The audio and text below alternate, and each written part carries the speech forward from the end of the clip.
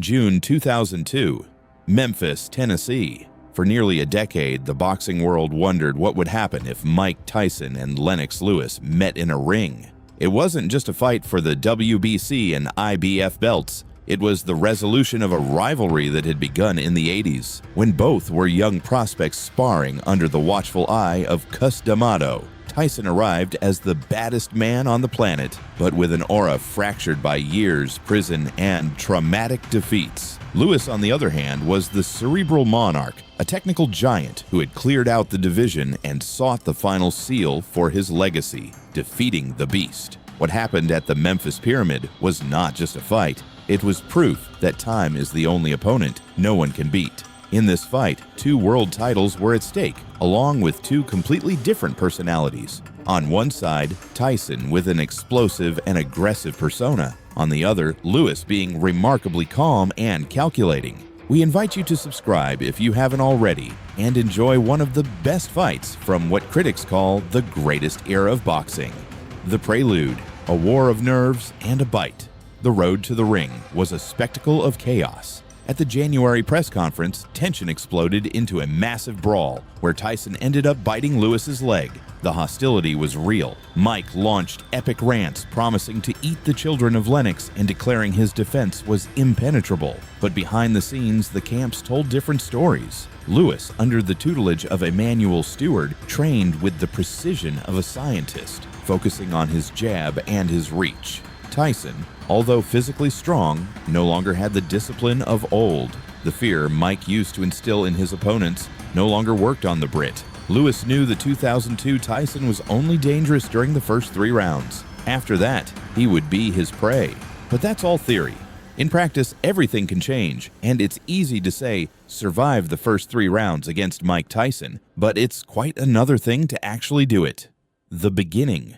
The last roar of Iron Mike. The first bell rings and Tyson comes out like the hunter he used to be. He moves his head, closes the distance, and throws his iconic left hooks. For a moment, Memphis vibrates. Tyson landed some solid blows that forced Lewis to use his weight to clinch and neutralize him. Lewis looks cautious, aware that a single mistake against Tyson's explosiveness could be the end. Tyson continues with his characteristic aggressiveness, chasing his prey around the ring. But this prey is smart and stays at a distance, taking advantage of his reach and punishing as soon as he gets close. However, by the end of the first round, a crack in Mike's plan appears. Lewis's jab begins to find its home. It's not just a point-scoring punch. It's a 113-kilo piston hitting Tyson's face over and over again. Lennox's strategy is clear. Wear down the physical and mental resistance of a Mike who no longer has the footwork necessary to dodge for 12 rounds. The bell rings, and it seems Lewis starts ahead in the first round thanks to his reach and precision, but everything can change in an instant against Tyson. I think it was probably Vince McMahon, the genius behind the World Wrestling Federation. He wanted to, he didn't want to. He sees this.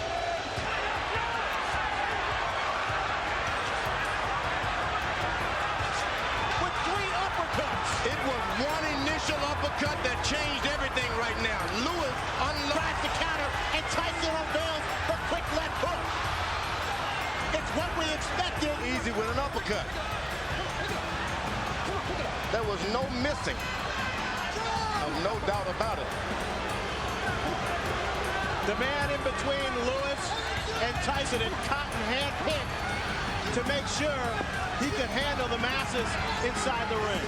Well, what is he supposed to do when the smaller man dives into him? You better fight Tyson. You better fight him. You better fight him good. Straight at him. It's different because Holyfield is down low. This man is up high. A good short right hand inside by Lewis. Now, Tyson is looking at the rough midsection. That's what Cus D'Amato specializes in. Go to that body, go hard, then make it. Emanuel Stewart, Mike Tyson is most dangerous. Tyson still, though, seems to be in the back of Tyson's head as he lowered it. And he's allowed this real ugly. The referee better caution Lewis about the holding. Tyson right now trying to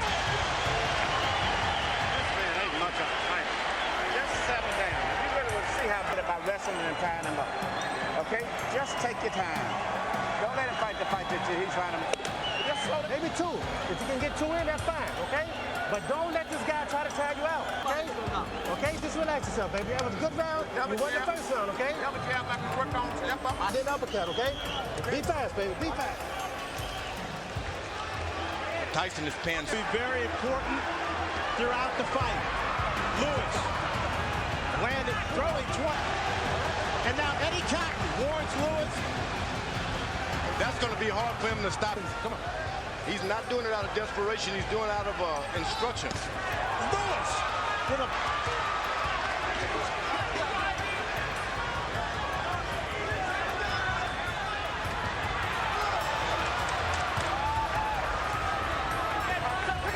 So far, that referee is getting in there quick enough. Push him away. Lewis seems to be concentrating. There's another one. And right afterward, a hold.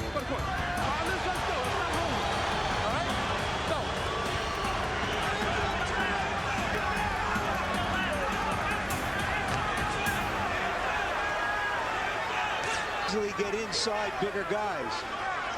Now what he's doing, he's just got to wait a couple of rounds. Big guy. There's the second body punch by Mike Tyson. Lewis pushing Tyson away. Solid uppercut.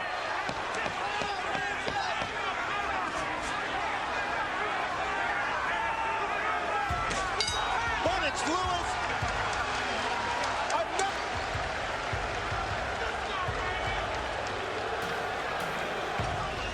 Very ugly fight now, okay? I want you right into the chamber. He's slowing down real bad. Like this. Keep your hands up, baby. Keep Fighting a masterpiece that round. You're on your way. Him now and being cautious. Tyson is desperate. Total punches at 735 for 20%. Going into this fight, a strong jaw in this fight because he has taken some solid shots so far.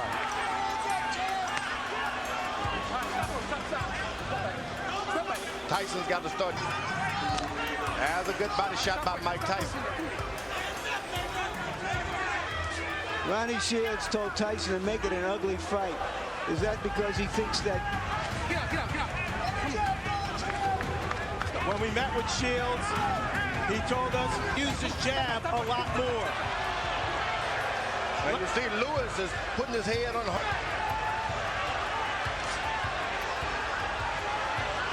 Excellent jab by Lewis. And there's a cut on the right eye of Tyson, it appears. Tyson blinking with the blood in his eye.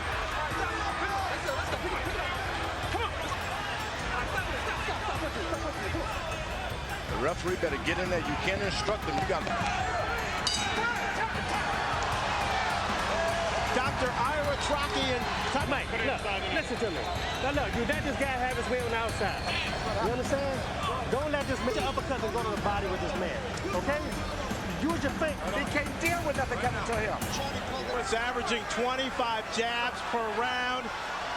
When he throws that number, he's very dangerous. Fred, I just looked over at Eddie Cotton, and he signaled to me that the cut was caused by a punch, not a head. Tyson did a nice job getting inside, but in rounds 2 and 3, just like you saw right there, Lennox stood on the...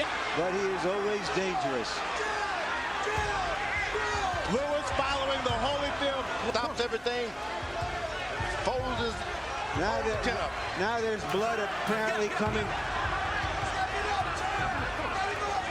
The difference tonight is too much holding for Tyson. Tyson doesn't even know where he is about now. Better get desperate.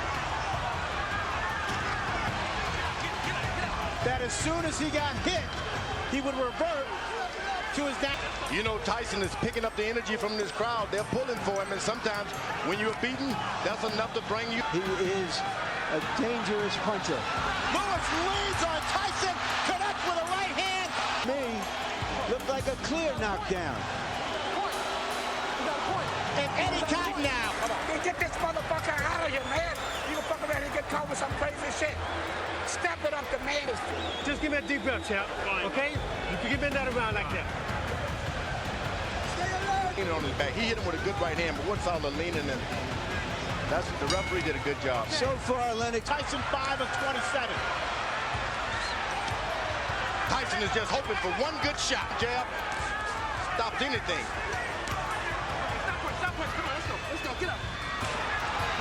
Tyson looks worn out He is. and tired. He is. Once again, that's what the champion is doing to deserve these kinds of calls from Eddie Cotton. The middle systematic demolition.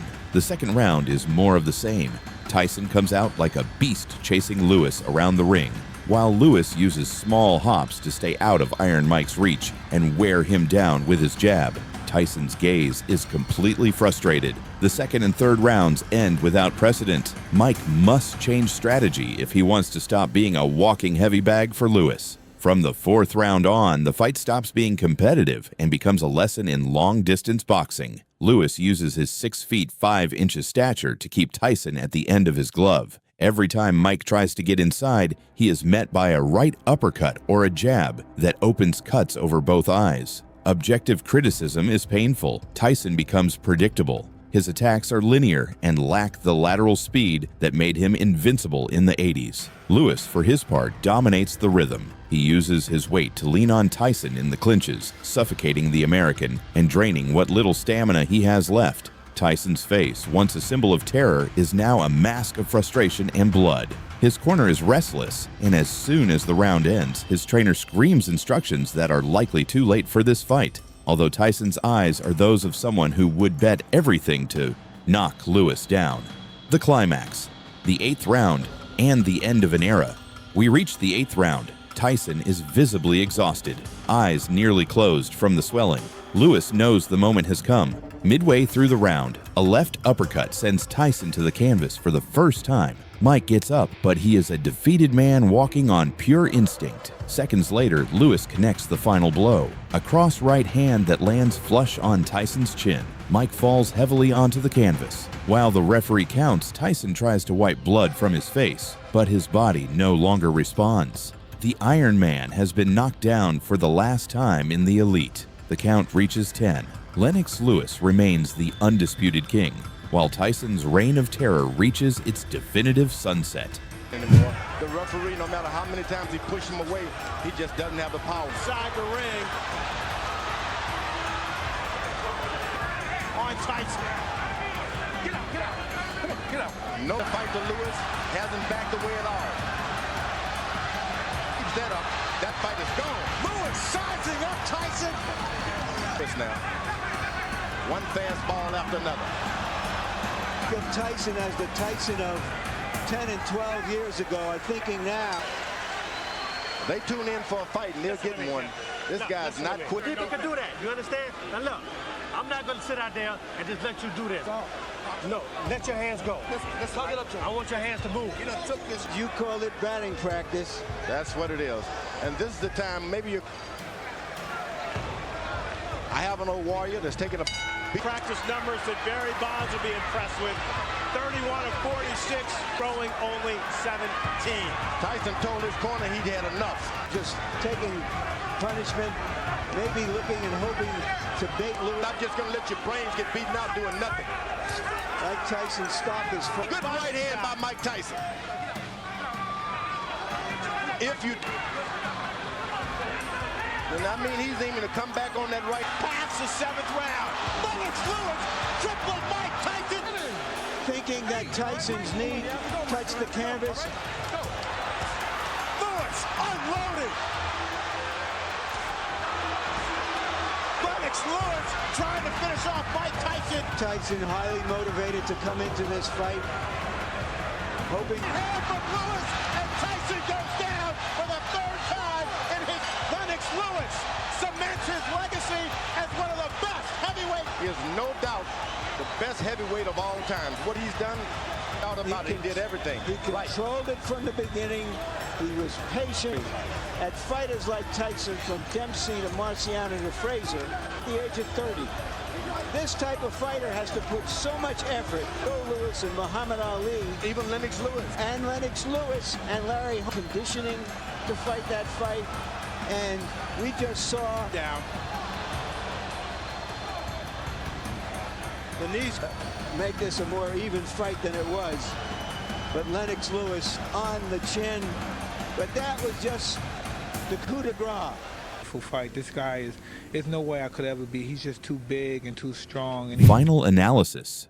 The triumph of strategy over fury. The bout between Lewis and Tyson was the epilogue to the golden era of 90s heavyweights. Lewis proved that boxing is, above all, intelligence and reach. His ability to stay calm under Tyson's initial pressure and then execute his attack plan is one of the most underrated performances in history. For Tyson, this fight was the recognition of his limitations. After the match, in a gesture of unusual humility, Mike hugged Lewis and admitted, "I'm glad Lennox didn't kill me." It was the end of a mystique. Memphis witnessed the British Lion claiming his place in the Pantheon, not just for his strength, but for his mastery. Tyson versus Lewis wasn't the best technical fight, but it was the necessary closure for one of the most intense and strange rivalries the sport has ever known. It was a terrible fight for Tyson, who never found his rhythm and was simply a walking punching bag for a strategic Lewis who didn't let himself get carried away by anxiety. If you want to see more historical fights that marked a before and after for legends, leave us a like and a comment. It motivates us to bring you more videos like this. See you in the next fight.